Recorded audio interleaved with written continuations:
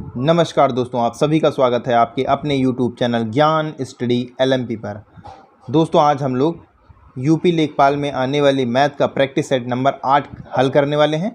तो आइए सीधे प्रैक्टिस सेट पे चलते हैं और इसको हल करते हैं। दोस्तों, आज का पहला प्रश्न है, दो गोलों के पृष्ठीय क्षेत्रफल का अनुपात 49:25 है, उनके आयतन का अनुपात क्या होगा। आइए दोस्तों इसको हल करते हैं। दोस्तों, पृष्ठीय क्षेत्रफल के अगर हम बात करें, ये हो जाएगा 4πr1/4πr2। दोस्तों, ये अनुपात अगर बात करें तो ये अनुपात दिया हुआ है 49:25।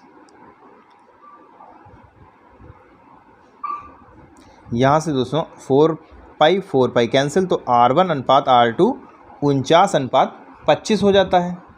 और ये दोस्तों स्क्वायर होता है, यहाँ पे छूट गया था, स्क्वायर होता है। तो इसको जब दोस्तों हल करेंगे तो R1/R2 यहाँ से हो जाएगा 49/25 का रूट। तो यहाँ से R1 R1/R2 यहाँ से हो जाएगा 7/5।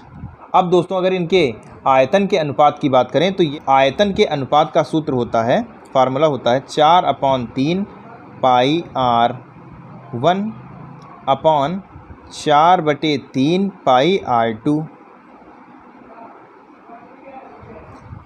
यहाँ पे दोस्तों क्यूब होता है, ये दोस्तों ये कैंसिल हो जाएगा पूरा। तो ये R1/R2 की ये दोनों 3 है, ये पावर 3 हो जाएगी। ये दोस्तों बराबर हमें दिया हुआ है 7/5, अभी हमने निकाला है। इसका दोस्तों इधर से हटा के इसको दोस्तों क्यूब कर लेते हैं। तो 7 का क्यूब होता है 343/125। यही दोस्तों हमारा आंसर हो जाएगा। और ये हमारे डी ऑप्शन में दिया हुआ है, ये डी ऑप्शन हमारा सही हो जाता है। आइए दोस्तों अगला सवाल लगाते हैं।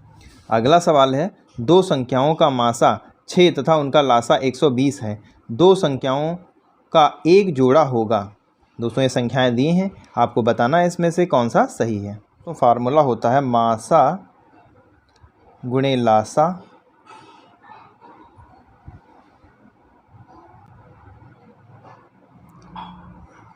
बराबर होता है पहली संख्या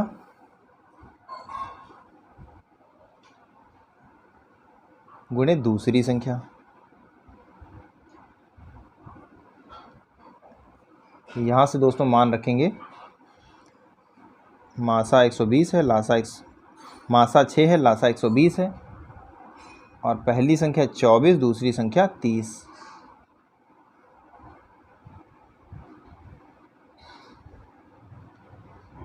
दोस्तों ऑप्शन चेक करके ये हम सवाल लगा रहे हैं। दोस्तों 24 और 30 का मासा 6 हो जाएगा, और इनका लासा अगर निकालेंगे तो 120 हो जाएगा। तो यही दोस्तों हमारा आंसर हो जाएगा। और ये हमारे ए ऑप्शन में दिया हुआ है, यानी ए ऑप्शन हमारा सही हो जाता है। आइए दोस्तों अगला सवाल लगाते हैं। अगला सवाल है, 5 + 5 इसी तरीके से 200 तक, और 8 + 8 इसी तरीके से 100 तक का औसत क्या होगा। औसत दोस्तों निकालना है। दोस्तों यहाँ पर एक लाइन में लिख लेते हैं, 5 + 5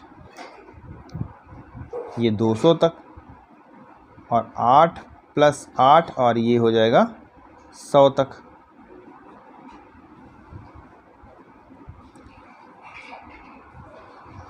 तो यहाँ से दोस्तों 200 + 100 ये हो जाएगा 5 × 200 तक + 8 × 100, और बटे में यही हो जाएगा 200 + 100। इसको जब दोस्तों हल करेंगे तो ये अब हो जाएगा 1000 + 800 बटे में 300, ये दोस्तों हो जाएगा 1800/300। ये 6 आएगा दोस्तों, और यही हमारा आंसर हो जाएगा। और ये दोस्तों हमारे सी ऑप्शन में दिया हुआ है, सी ऑप्शन हमारा सही हो जाता है। आइए दोस्तों अगला सवाल लगाते हैं। दोस्तों अगला सवाल है, x और 5 के बीच का अंतर 41 और x के बीच का अंतर के बराबर है, तो x का मान बताइए। यहाँ पे दोस्तों दिया हुआ है x माइनस 5 बराबर है 41 माइनस x के। यहाँ से दोस्तों समीकरण हल कर लेंगे। एक x एक तरफ करेंगे तो x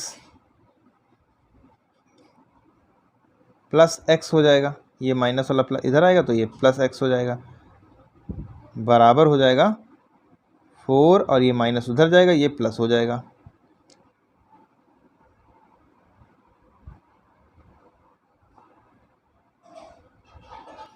तो ये हो जाएगा 2x बराबर के हो जाएगा 46 के।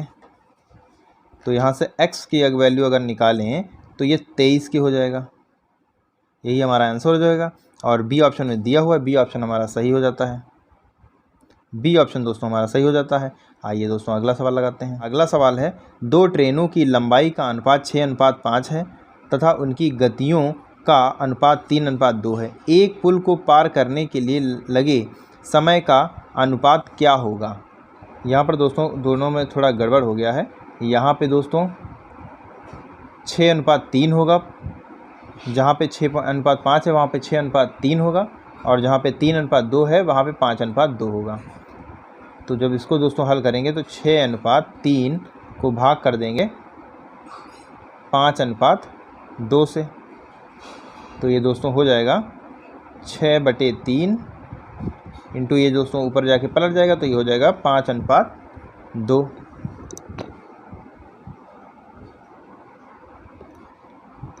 इसको दोस्तों हल करेंगे तो ये 4/5 आएगा, और यही हमारा अनुपात हो जाएगा, यानी 4:5, यही दोस्तों आंसर हो जाएगा। और ये दिया हुआ है बी ऑप्शन में, बी ऑप्शन सही हो जाता है। ये दोस्तों अगला सवाल लगाते हैं। सवाल है, 30 आदमी एक काम को 30 दिन में कर सकते हैं, तो एक आदमी द्वारा एक दिन में काम का कितना भाग पूरा हो सकता है। इसको m1d1/w1 वाले फार्मूले से करते हैं। फार्मूला होता है m1d1/w1 बराबर m2d2/w2।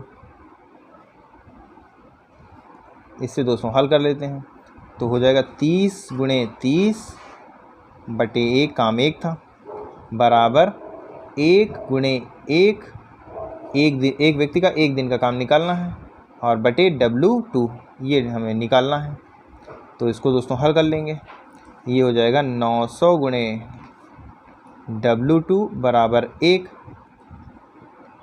तो W2 यहाँ से अगर निकाला जाए तो ये हो जाएगा W2 बराबर 1/900, यही दोस्तों हमारा आंसर हो जाएगा। और ये बी ऑप्शन में दिया हुआ है, तो बी ऑप्शन हमारा सही हो जाएगा। आइए दोस्तों अगला सवाल लगाते हैं।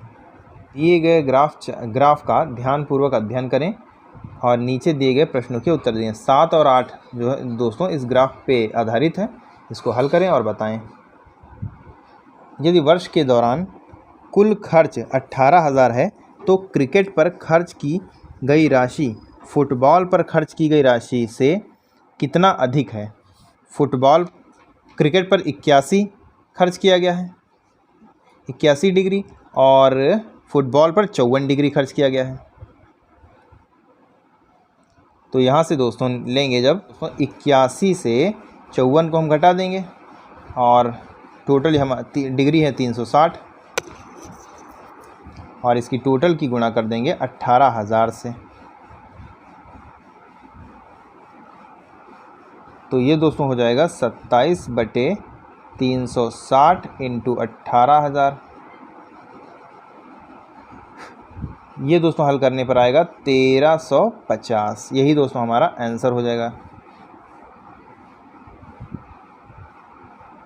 और ये हमारे बी ऑप्शन में दे रखा है, बी ऑप्शन सही हो जाता है। आइए दोस्तों अगला सवाल लगाते हैं। अगला सवाल है, कुल खर्च का कितना प्रतिशत अन्य पर खर्च किया गया।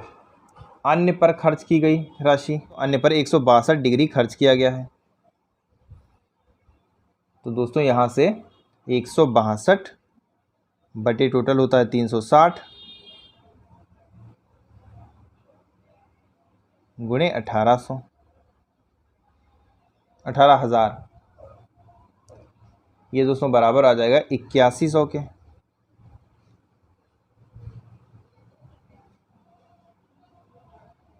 यहाँ से दोस्तों 1800 का x% निकाल लेंगे। 18,000 का x% बराबर है 8100 के।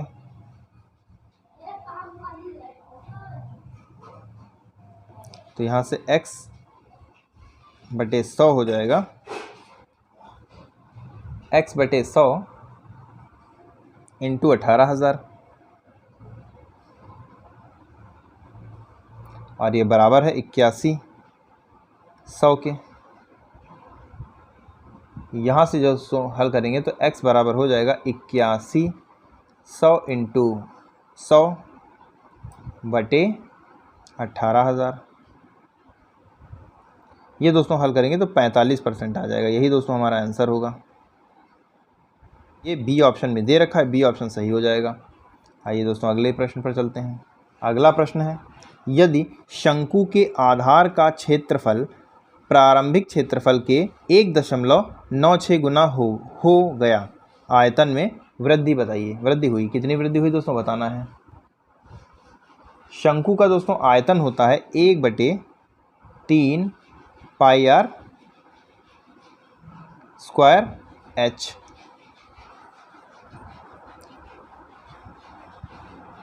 और दोस्तों नए शंकु की अगर हम बात करें तो ये हो जाएगा, एक शंकु की बात करें तो ये हो जाएगा 1/3 h, और ब्रैकेट में बढ़ गया है 1.96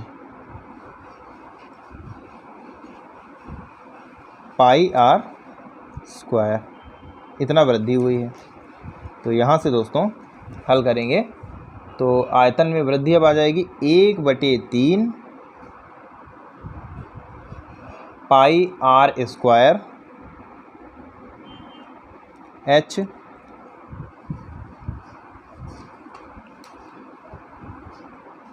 1.96 माइनस 1, और बटे में हो जाएगा 1/3 पाई r स्क्वायर h। तो यहाँ से जब दोस्तों हल करेंगे तो 0.96, और ये 100 से यहाँ पर भी गुणा होगा, इसकी 100 से जब गुणा हो जाएगी ये 96% आ जाएगा। यही दोस्तों हमारा आंसर होगा।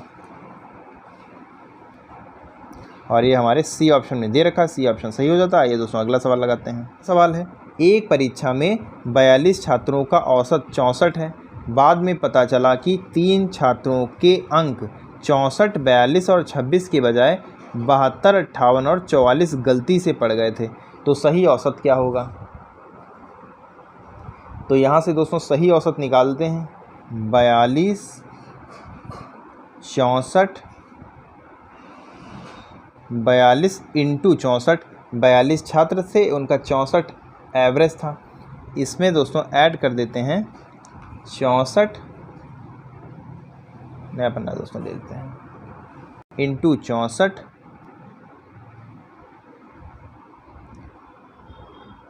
प्लस 64 प्लस 42 प्लस 26, और माइनस कर देते हैं जो गलती से लिखे थे, 72 माइनस 58 माइनस 44,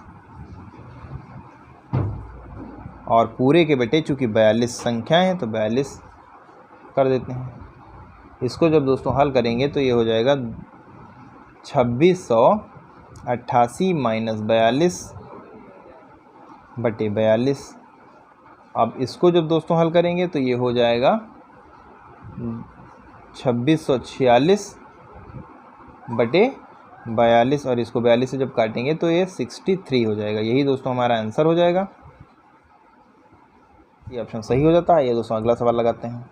मैंने 150 अंकों में 42 अंक अपने मध्यावधि परीक्षा में प्राप्त किया तथा वार्षिक परीक्षा में 150 में 105 अंक प्राप्त किए, उसके अंकों में प्रतिशत वृद्धि है, क्या हुई दोस्तों बताना है।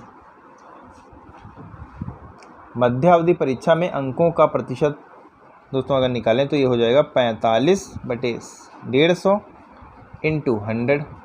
ये दोस्तों 30% आएगा। और वार्षिक परीक्षा में बात करें तो 105 अंक आए हैं 150 में, इंटू 100 करेंगे तो ये दोस्तों हो जाएगा 70%। हल करेंगे तो ये 70% आएगा।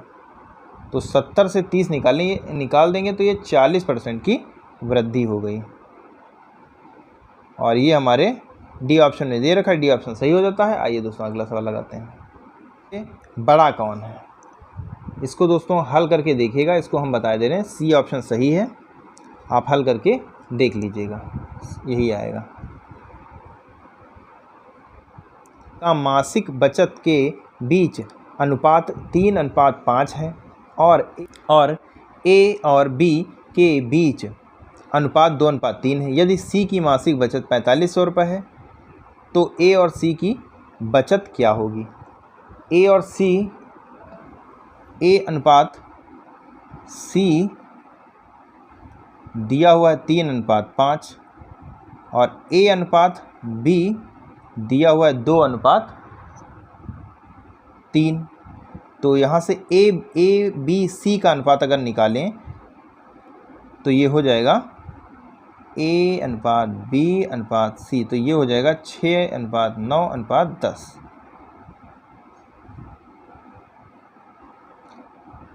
तो ए बी तथा सी की मासिक बचत इसी प्रकार दोस्तों मान लेते हैं, यानी 6x ये हो जाएगी ए की, और 9x अगर मान लें ये हो जाएगी बी की, और 10x सी की हो जाएगी।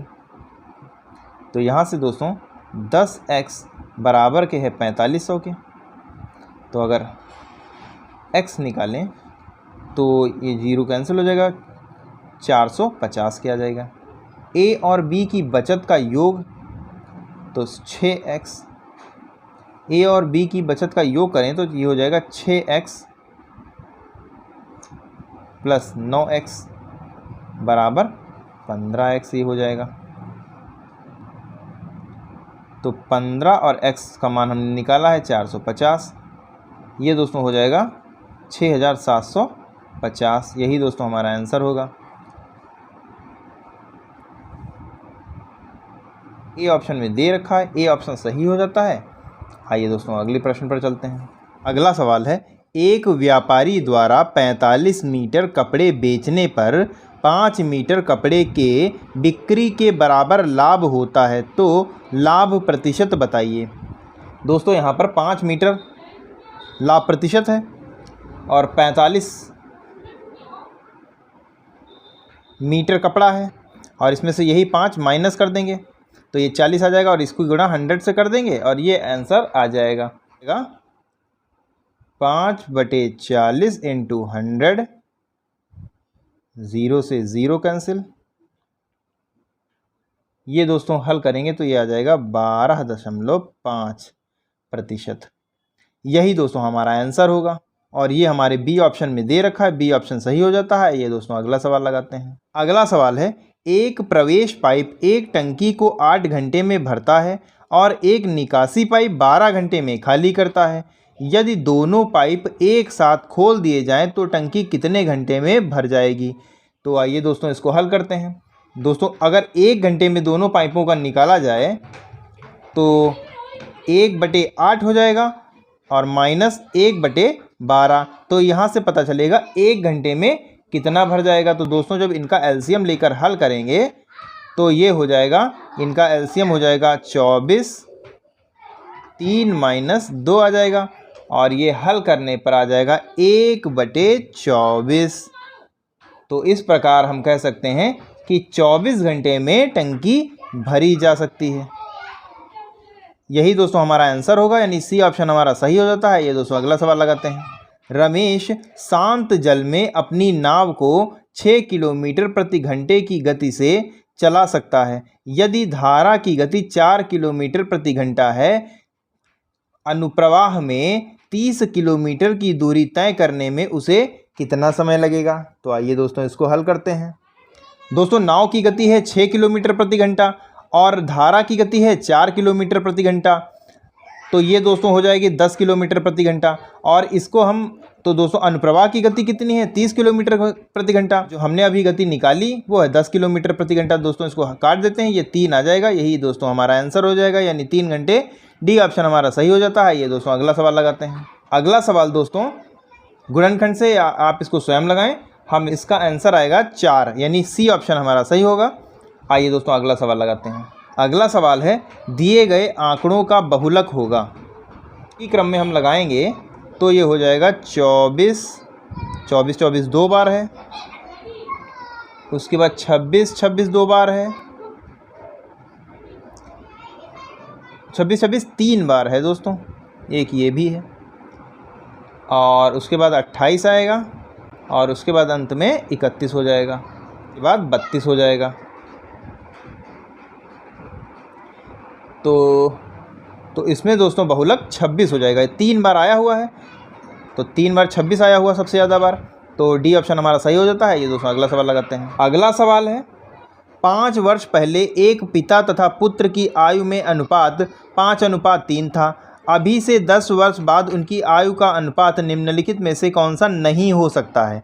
तो दोस्तों बताना है इनमें से कौन सा नहीं हो सकता है। वर्ष पहले पिता एवं पुत्र की आयु का अनुपात दिया हुआ है 5/3। अगर यहाँ से हम आयु निकालें तो ये 1.66 आ जाएगी, और वर्तमान आयु का अनुपात ये हो जाएगा दोस्तों। वर्तमान आयु का अनुपात इससे हमेशा कम होगा। तो 7 सबसे इसमें नीचे से शुरू करते हैं। 7/3 अगर हम ले लें तो 7/3 को जब हम भाग करेंगे तो ये 2/3 आएगा, तो ये 1/6.6 से बड़ा हो जाता है। तो यही दोस्तों हमारा आंसर होगा, यानी डी ऑप्शन हमारा सही हो जाएगा। बाकी आप किसी भी को भाग करके देखें वो 1.66 से कम आएगा, यानी 3 पहला ऑप्शन दिया है तो 3/2 करेंगे अगर 3:2 को, तो ये 1:5 आएगा, ये इससे कम है। और 8:7 को करेंगे वो भी इससे कम आएगा। 5/6 को करेंगे वो भी इससे कम आएगा। तो डी ऑप्शन हमारा सही हो जाता है। तो कैसी लगी आज की क्लास कमेंट करके ज़रूर बताएं, और कितने सवाल आपके सही हुए ये भी कमेंट करके बताएं। मिलते हैं अगली क्लास में, तब तक के लिए नमस्कार, जय हिंद, जय भारत।